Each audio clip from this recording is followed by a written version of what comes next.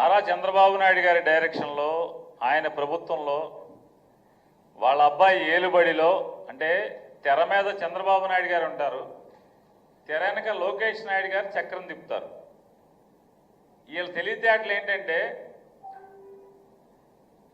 వెనుకబడిన కులాలకు సంబంధించినటువంటి ఒక మహిళా జిల్లా పరిషత్ చైర్పర్సన్,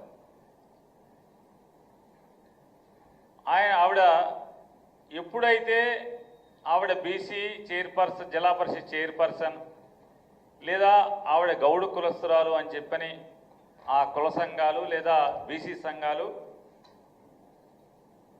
తెలుగుదేశం పార్టీ దుర్మార్గాన్ని నిలదీయటం ప్రారంభించగానే వాళ్ళకి ఏం చేయాలో తెలియక పిల్లి మొగ్గలేస్తూ ఆ రాజకీయ పిల్లి మొగ్గల్లో భాగమే ఈ తప్పుడు డైరెక్షన్, తెరనకాల చక్రం తిప్పేటువంటి సూత్రధారి తప్పుడు డైరెక్షన్తో ఇవాళ దెబ్బలు తిన్నవాళ్ళు, తన్నించుకున్న వాళ్ళు, బూతులు తిట్టించుకున్న వాళ్ళు, హత్యాయత్నానికి గురి కాబడిన వాళ్ళు, అవమానానికి దారుణమైనటువంటి అవమానానికి గురి కాబడిన వాళ్ళే ఇవాళ దోషులను చేస్తూ పోలీస్ స్టేషన్లో కేసులు నమోదు చేయటం అంటే ఇంతకన్నా పచ్చి పాపం ఎక్కడన్నా ఉంటుందా? కేవలం నారా చంద్రబాబు నాయుడు గారి యొక్క పరిపాలనలో మాత్రమే ఇటువంటి తప్పుడు కేసుల పరిపాలన ఇవాళ మనకు కనపడుతుంది. ఇవాళ అక్కడ జరిగిందేంటి? ప్రతిదానికి సాక్ష్యం ఉంది. ఉప్పాల రాము అనే అతను కారు తోలలేదు, అది జిల్లా పరిషత్తు చైర్పర్సన్కి కేటాయించబడినటువంటి అధికారిక వాహనం. అది దానికి జిల్లా పరిషత్ సంబంధించినటువంటి డ్రైవర్ కారు తోలుతున్నాడు. ఫ్రంట్ సీట్లో జిల్లా పరిషత్ చైర్పర్సన్ గారికి అధికారికంగా ఇచ్చినటువంటి దఫేదారు ఉన్నాడు, వెనక భార్యాభర్తలు ఇద్దరు కూర్చుని ఉన్నారు. ఆశాంతం గుడివాడ కాదు, మొత్తం కారు ఇంటికాడి నుంచి బయలుదేరి మళ్ళీ పోలీస్ స్టేషన్కి వెళ్ళి ఇంటికి వచ్చేంత వరకు కూడా భార్యాభర్త ఇద్దరు, ఉప్పాల హారిక, హారిక గారి భర్త ఉప్పాల రాము, ఇద్దరు కూడా వెనక సీట్లో కూర్చుని ఉన్నారు. ముందు సీట్లో జిల్లా పరిషత్తులో ఉన్నటువంటి ప్రభుత్వ ఉద్యోగులు ఇద్దరు కూడా ముందు కూర్చుని ఒకటి కారు తోలుతున్నాడు, ఒక ఆయన ఫ్రంట్ సీట్లో కూర్చుని ఉన్నారు. ఇక ఎవరైతే కేసు పెట్టిన అక్కాయి సంగతి చెప్పాలంటే ఆ అక్కాయి ఇక్కడ నుంచి లోకేష్ గారి డైరెక్షన్తో ఆవిడ ఎంత గొప్పగా నటించేస్తుందంటే కొడాలి నాని గారి ఫ్లెక్సులు ఎక్కి బరాబరా ఎక్కి మనం ఎక్కగలమా లేదా, మనం చెంపొచ్చా చెంపకూడదా అనేది కూడా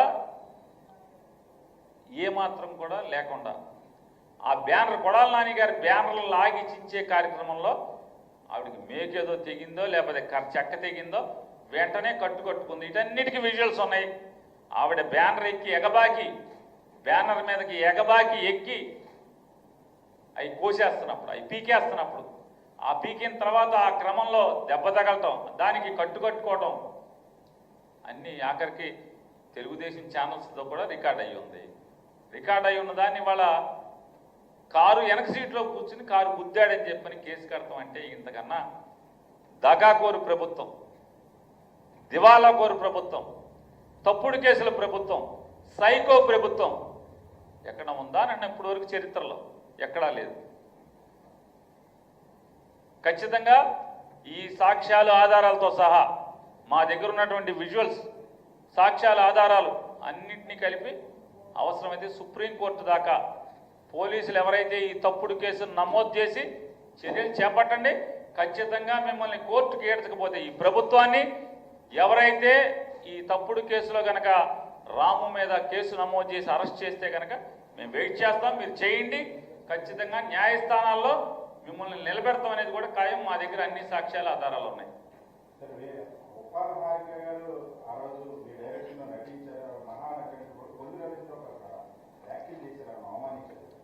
కొల్లు రవీంద్ర గారు ఏమన్నారండి? వేమిరెడ్డి ప్రశాంతి రెడ్డి గారు మహాతల్లి, ఉప్పాల హారిక గారు అంటే అగ్రవర్ణాలకు సంబంధించినటువంటి ఒక రెడ్డి కుటుంబాల్లో ఉన్నటువంటి ఒక జమీందారీ కుటుంబం, అత్యంత సంపదతో కూడినటువంటి సంపన్నురాలైనటువంటి వేమిరెడ్డి ప్రశాంతి రెడ్డి గారు మహాతల్లి. వెనుకబడి కులాలు మరీ ప్రత్యేకించి గౌడ కులంలో జన్మించి చదువుకుని చిన్న వయసులో అగ్రవర్ణాల ఆధిపత్యంలోనే ఇన్నేళ్లు నడుస్తున్నటువంటి కృష్ణా జిల్లా పరిషత్ పీఠం మీద జగన్మోహన్ రెడ్డి గారిచే కూర్చోబెట్టబడినటువంటి ఒక బీసీ మహిళ మహానటి. ఇది ఎవరు మాట్లాడుతున్నారయ్యా అంటే మర్డర్ కేసులో ఇరుక్కుని దొరికిపోయి జైలుకి వెళ్ళి బీసీని మర్డర్ కేసులో పెడతారా, బీసీని జైల్లో వేస్తారా అని లబాలబా బోరున దొంగ ఏడుపులు ఏడ్చినటువంటి ప్రస్తుత మంత్రి, అప్పటి మాజీ మంత్రి ఇది మాట్లాడటం. ఎందుకు మాట్లాడతాడు ఆయన? ఎందుకు మాట్లాడతాడంటే వేమిరెడ్డి ప్రశాంత్ రెడ్డి గారు అమ్మగారి యొక్క ఎలా మహాతల్లి అయిందంటే కొల్లు రవీంద్ర గారికి వాళ్ళ భర్త గారు చుట్టూ ఉండేటువంటి మనుషులు జిల్లాలో ఎవరిని కూడా ఏ క్వార్ట్స్ మైన్ ఓనర్ని కూడా క్వార్ట్స్ని మైనింగ్ చేయనివ్వకుండా, ఎక్స్పోర్ట్ చేయనివ్వకుండా కేవలం ఎంపీ గారు అంటే ప్రశాంత్ రెడ్డి గారు వాళ్ళ కుటుంబం మాత్రమే ఎక్స్పోర్ట్ చేయాలి, మైనింగ్ వాళ్ళే చేయాలి. ఎవడు చేసినా ఆ క్వార్ట్స్ తెచ్చి వీళ్ళకే అమ్మాలి, వీళ్ళ ద్వారా ఎక్స్పోర్ట్ చేయాలి. దానికి ఎవడయ్యా అంటే నెల వారం అమ్మగారి దగ్గర నుంచి మహాతల్లి గారి దగ్గర నుంచి ఈ రాష్ట్ర మైనింగ్ శాఖ మంత్రికి వారం ముడుపులు వస్తున్నాయి, వారం మూటలు పంపిస్తున్నారు. కాబట్టి మరి వారం మూటలు వచ్చి పడుతున్నాయి కాబట్టి ఆవిడ మహాతల్లి. ఎందుకని మూటలు ఇస్తున్నారు కదా, ఆ మూటలను లోపలేసుకుంటాక మా ఆవిడకి ఆయాసం వస్తుందని చెప్తారు అటెండర్లు. మరి బాబు మేము పోతున్నామండి, అయ్యో డబ్బుల మూటలు కాబట్టి మాకు కూడా కాకుండా వాళ్ళే మోసుకుంటున్నారు, భార్యాభర్తలు మోసుకుంటాక మళ్ళీ మోసి ఆయాసం పడుతున్నాడు అని చెప్పి వాళ్ళ ఇంట్లో పనిచేసే గవర్నమెంట్లో పనిచేసేటువంటి ఆయనకు ఉన్నటువంటి వాళ్ళు మనుషులు చెప్తున్నారు బయట బందరంతా. మరి ఏం చేస్తాడు? ఆవిడ మరి మూటలు ఇస్తుంది కాబట్టి ఆవిడ మహాతల్లి, ఈవిడ బీసీ, నిజంగా బీసీ కులం కాబట్టి మరి ఆ మహాతల్లిని ఈవిడికి పోలుస్తూ ఈవిడే మహానటి. వాళ్ళ కొల్లు రవీంద్ర కంటే కూడా అది మహానటుడు అనాలా, చెత్తనటుడు అనాలా, దొరికిపోయినట్టుడు అనాలా, ఏమనాలో తెలీదు. ఏనాడే అంతకన్నా పగటి వేషగాడు కొల్లు రవీంద్ర కంటే కూడా రాజకీయ పగటి వేషగాడు ఆంధ్ర రాష్ట్రంలో ఎవడో లేడు.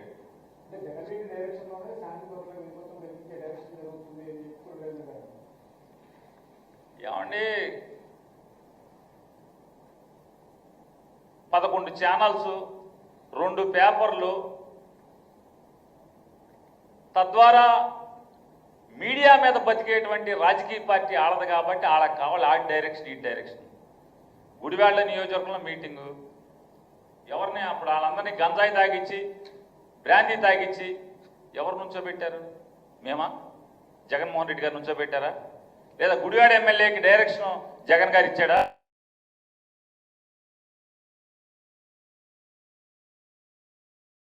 మీటింగ్ జరుగుతుంది, ఆ మీటింగ్కి వెళ్ళే దారి కాసి మీరందరూ బాగా తాగి గంజాయి తాగి బ్రాందీ తాగి కర్రలో రాడ్లు ఉంచుకుని కొట్టండి అని జగన్ గారు డైరెక్షన్ ఇచ్చాడా? ఎవరు నుంచున్నారు? వాళ్ళు ఎందుకు నుంచున్నారు? పోలీసు ఎందుకని ఒక 150 మంది పోలీసులు అక్కడ లోకల్ డిఎస్పీ గారితో సహా సిఐలు ఈఏలు మొత్తం అందరూ ఎందుకని వాళ్ళని కాపలా కాస్తున్నారు? ఎంకొట్టుడు కొట్టాలి కదా. ఏం చేస్తారన్న? శాంతి భద్రతకు విఘాతం కలిగిస్తే ఏం చేయాలి పోలీసులు? వాళ్ళ పాత్ర పోషించరా? గుడివాడ నియోజకవర్గానికి సంబంధించినటువంటి గొడ్లవలేరు జడ్పీటీసీగా ఎన్నికైనటువంటి జిల్లా పరిషత్ చైర్మన్ ఉప్పాల హారిక, ఆవిడ ఆ మీటింగ్కి వెళ్లకుండా ఏమి వెళ్తుంది? ఎందుకు వెళ్ళింది?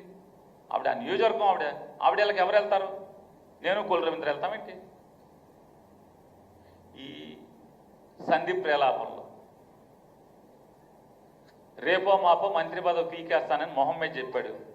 ఆంధ్రజ్యోతి రాధాకృష్ణ గారు రాశాడు, అమ్మో అసలు ఈడు అవినీతి చల్లకుండా ఈడు ఆఫీసులో దోచేస్తున్నారని చెప్పని ఐటెంల మీద ఐటెంలు రాస్తే చివరికి సీఎం ఆఫీస్ వాళ్ళు నిన్ను పీకమంటావా, నీ దగ్గర నీ మూటలు మోస్తున్న ఓఎస్డీకి అంటే కలెక్షన్ లంచాలు కొడతా, నీ తరఫున బేరాలాడి లంచాలు లాగుతున్నా ఓఎస్డీని పీకుతావా అని చెప్పి డైరెక్ట్గా వాళ్ళే పీకి ఆర్డర్ చేతిలో పెట్టారు.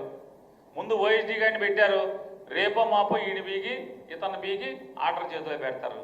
అంటే మంత్రి పదవి ఊడిపోతున్నటువంటి కాపాడుకునే సంధి ప్రేలాపంలో ఉచ్చం నీచం మర్చిపోయి మూటలప్పు చెబుతున్నాడు. ఆవిడేమో మహాతల్లి, సాటి కులస్త్రాలు, వెనకబడిన కులస్త్రాలు, బాగా నీకన్నా బాగా చదువుకుని దొంగ సర్టిఫికెట్లు కాకుండా కరస్పాండెన్స్ కోర్సులో దొంగ సర్టిఫికెట్లు కాకుండా నిజాయితీగా నికార్సుగా కాలేజీకి వెళ్ళి చదివినటువంటి ఆవిడ నీకు మహానటిలా కనపడుతుంది.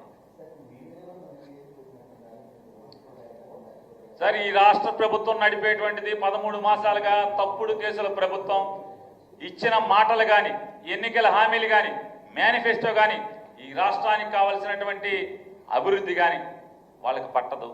కేవలం ఎర్ర బుక్కు పరిపాలన, ఎర్ర పుస్తకాల్లో ఏం రాసుకున్నారు, ఇంకా ఖాళీ పేజీలు ఉంటే కొత్తగా ఏమి రాయాలి, ఎవడి పేరు రాయాలి, వైఎస్ఆర్ కాంగ్రెస్ పార్టీలో ఎవడు క్రియాశీలకంగా ఉంటున్నాడు, ఆ నెలలో ఈ కేసుల్లో ఇరికించాలి. ఎవడు భయపడతాడు కేసులకి? ఇవాళ వీళ్ళ అభివృద్ధి చెప్తున్నా అండి. రాజధాని విజయవాడ, కృష్ణా జిల్లా, వీళ్ళు పరిశ్రమలు స్థాపించేస్తున్నామని చెప్తున్నారు కదా. పరిశ్రమల శాఖకి కమిషనర్ లేడు. ఆంధ్రప్రదేశ్ రాష్ట్రానికి 13 మాసాలుగా పరిశ్రమల శాఖ కమిషనర్ లేకుండా వీళ్ళు ఈ రాష్ట్రానికి పొడి చేస్తామని చెప్తున్నారు. 13 మాసాలుగా ఆంధ్రప్రదేశ్ రాష్ట్రానికి పరిశ్రమల శాఖ కమిషనర్ అనేటువంటి ఒక ఐఏఎస్ ఆఫీసర్ అనేవాడు ఎవడో లేకుండా, అది ఖాళీ కుర్చీగా ఉండి వీళ్ళ పరిశ్రమలు పెట్టేస్తున్నామని చెప్తున్నారు. కాబట్టి ఇది ఒక దివాళాకోరు ప్రభుత్వం, తప్పుడు ప్రభుత్వం, దొంగ కేసులు, తప్పుడు కేసుల ప్రభుత్వం, ఎర్ర బుక్కు ప్రభుత్వం.